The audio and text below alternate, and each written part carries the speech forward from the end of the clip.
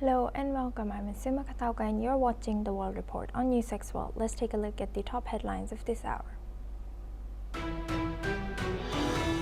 Indian Prime Minister Modi is in Addis Ababa, where he has received Ethiopia's highest honor welcome as he starts his two-day visit today, where Prime Minister Narendra Modi and Ethiopian Prime Minister Abiy Ahmed Ali have agreed to elevate India-Ethiopia relations to a strategic partnership.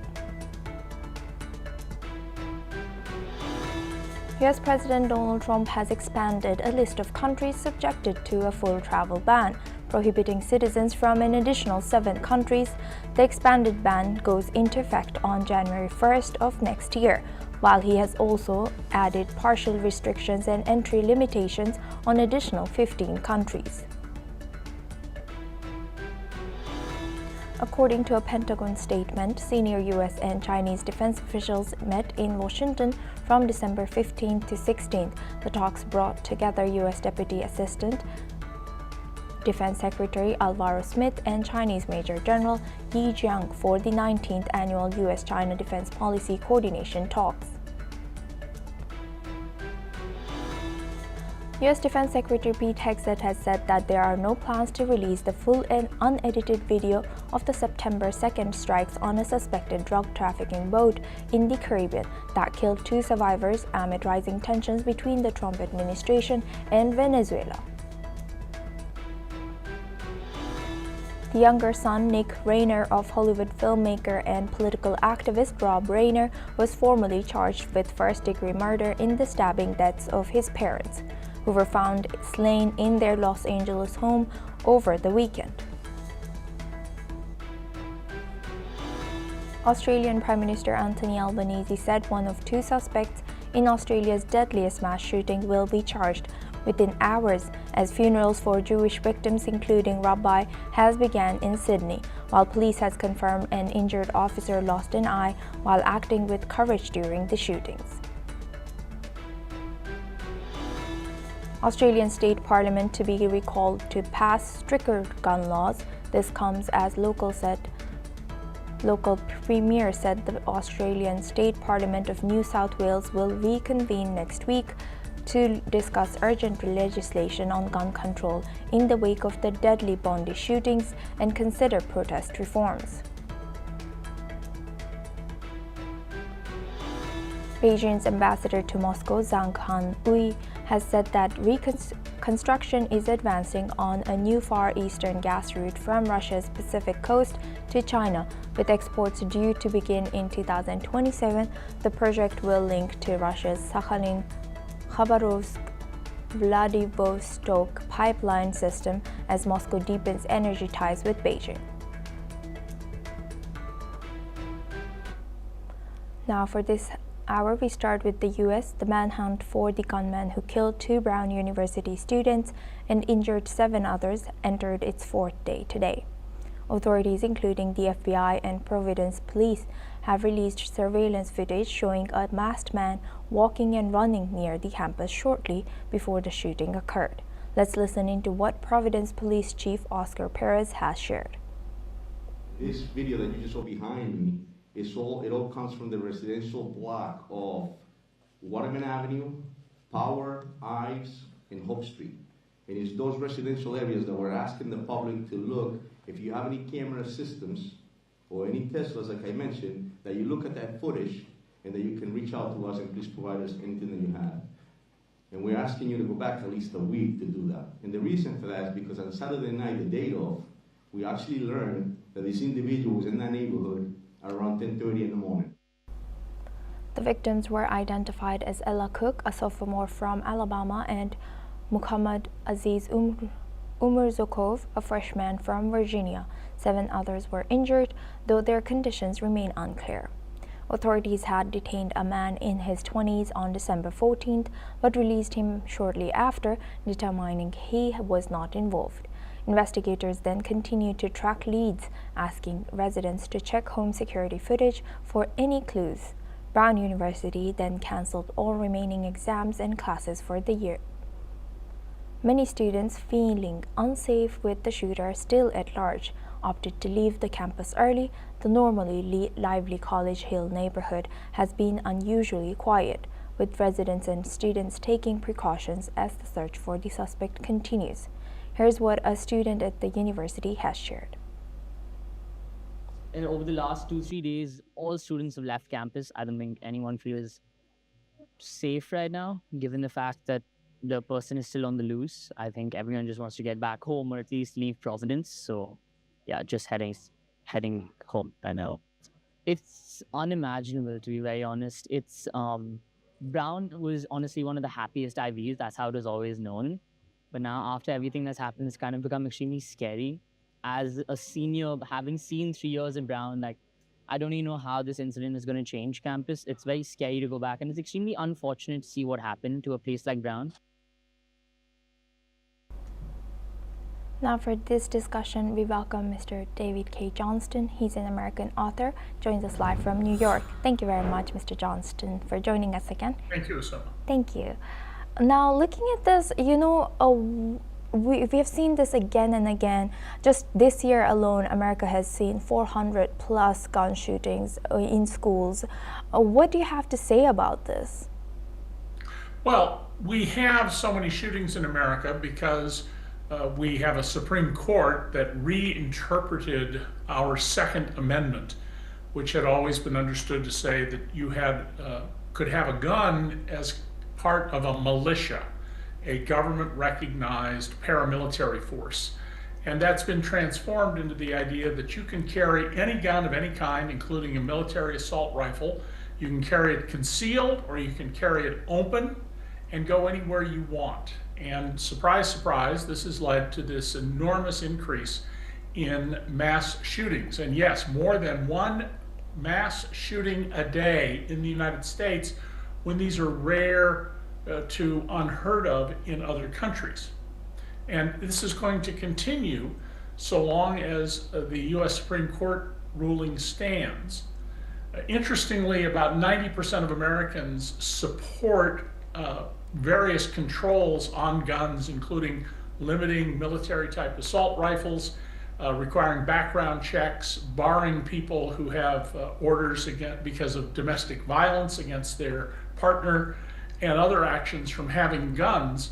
But our politicians have not enacted the laws that would reduce the number of these kinds of crimes.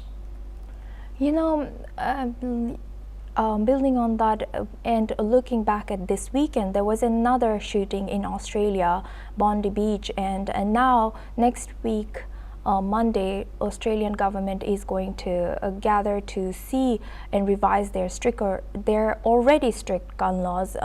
Do you think that U.S. should do something similar? Yes, and in Australia, the Bondi Beach shooting clearly shocked the conscience of the nation. The man, the hero who stepped forward and took down one of the shooters and is now in the hospital was, by the way, a Muslim, which I think is a significant detail that's gotten very little coverage. When New Zealand had a bad shooting about 10 years ago, they passed laws immediately, and they haven't had any incidents since then. And I think the relatively strict gun laws in Australia are certain to be tightened, including a registry of who owns guns, whether they're long guns or handguns, as a result of this horrendous crime on Bondi Beach. Yes, and lastly, thank you for highlighting the fact that the man who stopped this shooting in Bondi Beach was also Muslim, and looking back at this, as authorities rely on surveillance footage around the Brown University campus and public corporation to track this suspect who's still at large, where should policymakers draw the line between effective law enforcement and protecting civil liberties, particularly in densely populated college communities?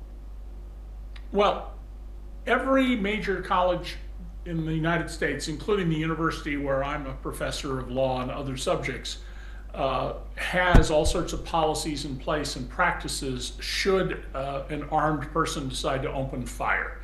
In this case, because they didn't quickly capture the suspect, it may take time, but in all likelihood, the police will eventually solve this crime. But since we don't know the motivations of the shooter, the idea expressed by some of the Brown students that you just had on, that this is a Brown-specific shooting, I think is not valid. This may well be somebody who went to Brown because it was a convenient target and could turn around and open fire again at a different campus. If he was only Brown-oriented or a particular classroom or professor, that would be different. But we don't know, and there will be continued incidents like this in America as long as current policies prevail. By the way, the American Constitution doesn't say anything about guns. It talks about arms.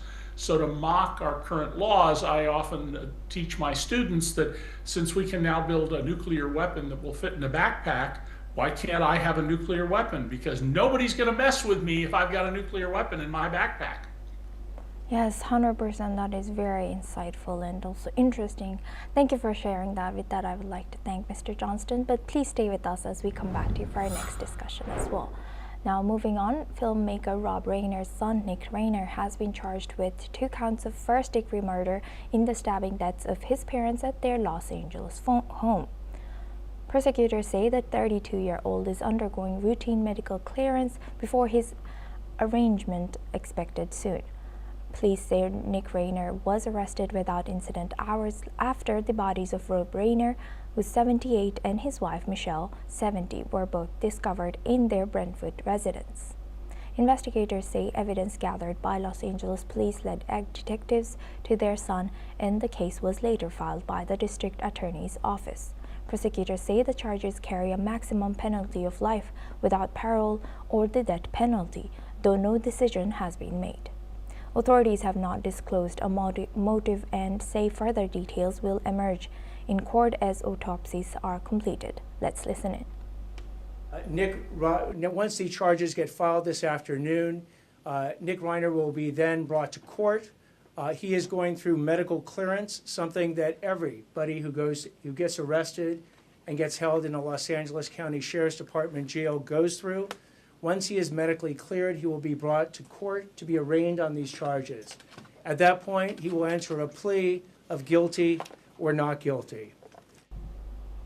Now we stay in the region. U.S. President Donald Trump has announced a total and complete blockade of all sanctioned oil tankers entering or leaving Venezuela, intensifying a broader pressure campaign against the government of President Nicolas Maduro. Trump has also designated the Venezuelan regime a foreign terrorist organization, blaming it for terrorism, drug smuggling, and human trafficking. The move follows last week's U.S. seizure of a sanctioned oil tanker off of the Venezuelan coast and comes as the United States has significantly increased its military presence in the Caribbean. The announcement has already triggered higher crude oil prices due to concerns about supply disruptions. Critics argue the blockade could further destabilize the region and raise legal and diplomatic challenges, while Caracas has condemned the actions as aggression and theft of its sovereign resources.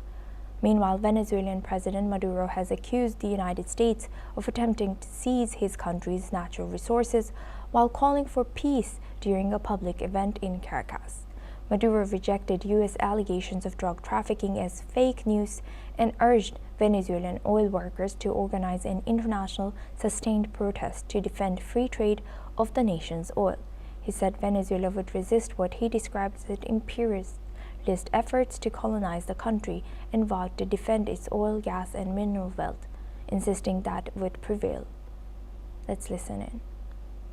La clase obrera petrolera, a través de esta Comisión Constituyente Internacional, debe proceder a defender el derecho a la libertad de comercio del principal producto de exportación del petróleo venezolano en todos los escenarios internacionales, de organismos multilaterales, de organismos sindicales, a hablar con los armadores de todos los puertos del mundo para preparar una gran protesta de trabajadores petroleros, gasíferos, de trabajadores marinas mercantes en contra de la piratería del gobierno de Estados Unidos que pretende imponer otra vez la patente de corso en el mundo.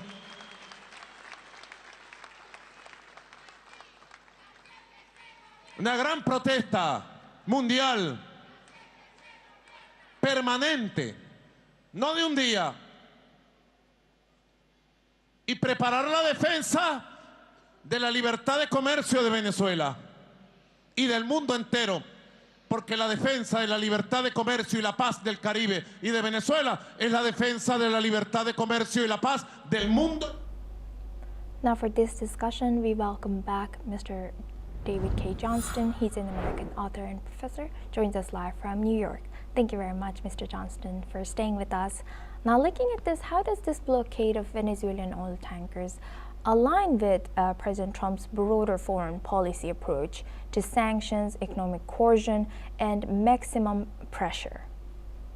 Well, in the last 24 hours, Trump has made it clear that his view is that the United States is entitled to take the oil in Venezuela. Venezuela has the world's largest known reserves of oil. That because of what he says is the movement of fentanyl into the United States and sending terrorists, he claims, from Venezuela to the United States, that country has forfeited its land and its assets. This is an absurdity as a matter of law and long-time public policy, but it's very clear that's where Trump is going. In addition to this, he has issued an executive order declaring that the drug fentanyl is a weapon of mass destruction. There's no fentanyl, according to the Trump administration, coming into the United States from Venezuela, not any. But by declaring it to be a weapon of mass destruction, it would allow him to take away many civil liberties of people, to use the military because it's a national security issue, to go after anyone who is an illicit user of this drug. And it poses other problems because, of course, fentanyl is used in medical care by physicians, raising further questions about individual liberties and rights.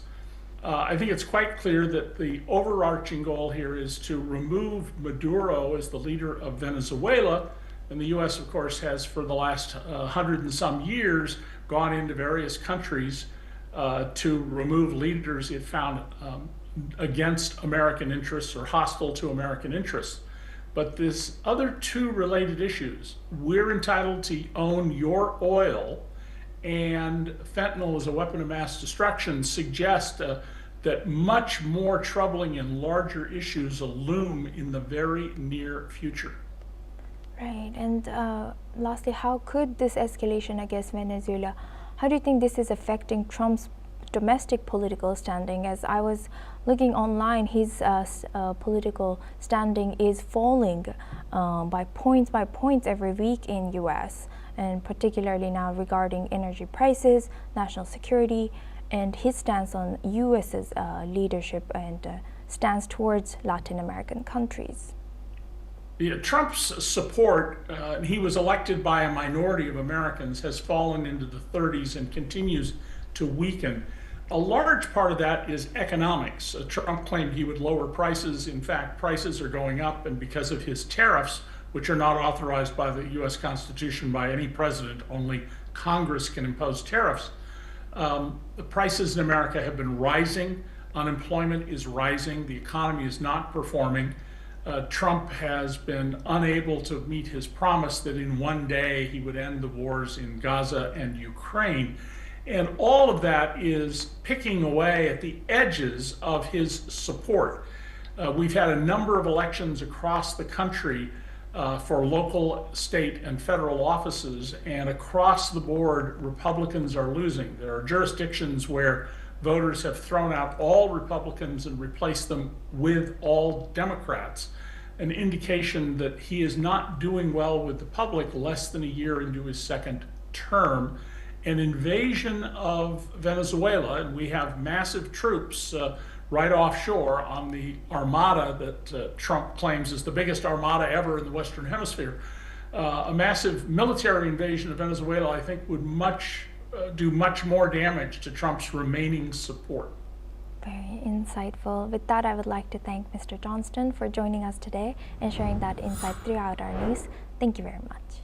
Now we move on to our next news. Brazilian President Luiz Inácio Lula da Silva has said that he hopes his French counterpart Emmanuel Macron and Italy's Prime Minister Giorgia Meloni to take responsibility and move forward with the EU-Mercosur trade agreement, arguing that Brazilian and European agricultural products do not directly compete. The UNASUR EU meeting is scheduled for December 20th in Foz do Iguaçu, Brazil, as Lula hopes that the deal will create the world's largest free trade area, would allow the EU to export more vehicles, machinery, wines, and spirits to Latin America, while facilitating the entry of South American beef, sugar, rice, honey, and soybeans into Europe. Let's listen into what Lula has shared. E eu espero que o meu amigo Macron e a primeira-ministra Meloni da Itália, sabe, assuma a responsabilidade de, no sábado agora, eu estou indo para Foz do Iguaçu, fazer uma reunião da UNASUR com a participação da União Europeia. Eu espero que eles tragam a boa notícia de que vão assinar o acordo e que não vão ter medo, sabe, de perder competitividade com o povo brasileiro. Now for this discussion, we welcome Dr. Satoru Nagao. He's a fellow at Hudson Institute, joins us live from Tokyo. Thank you very much, Dr. Satoru, for joining us again. Good to see you. Now, looking at this, what are the political and economic obstacles that are taking so long and preventing EU leaders from finalizing this EU-Mercosur trade agreement?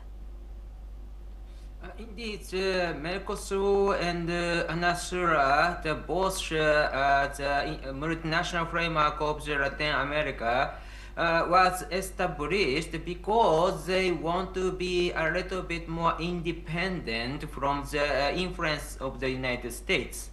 So that's why integrate the economy and show the strong influence, and so that's why the rising the countries in Brazil, Argentina, this country reached big group in Latin America, shows a strong influence in the world as one of the power in the one of the polar, in this case, in the multipolar world. Something like that is background political motivation.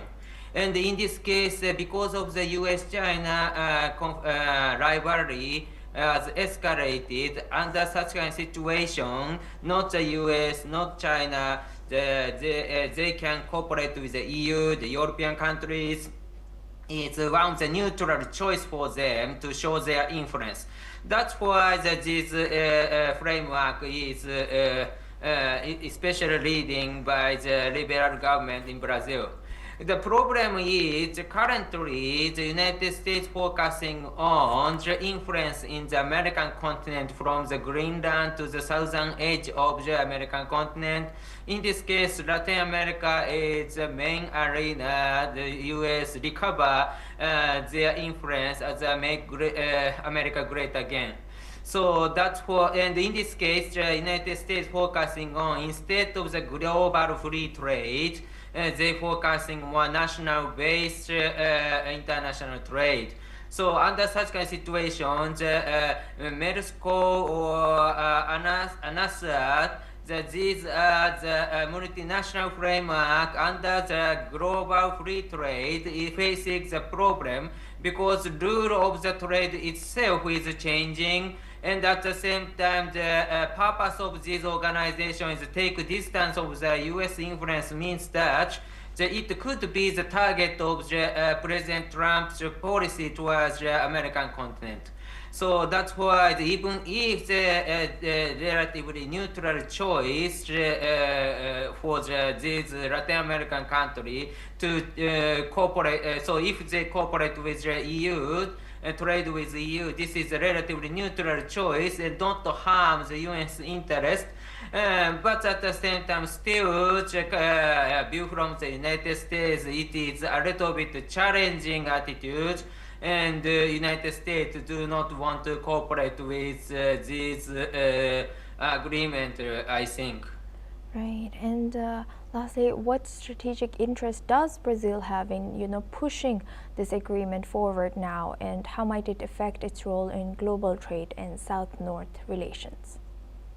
Of course, if the US try to show the strong influence in the Latin America, because of the Brazil is a rising country, leading country in the Latin America, the United States will ask the Brazil to follow the US policy, and Brazil do not want to follow, they want to resist and show their influence.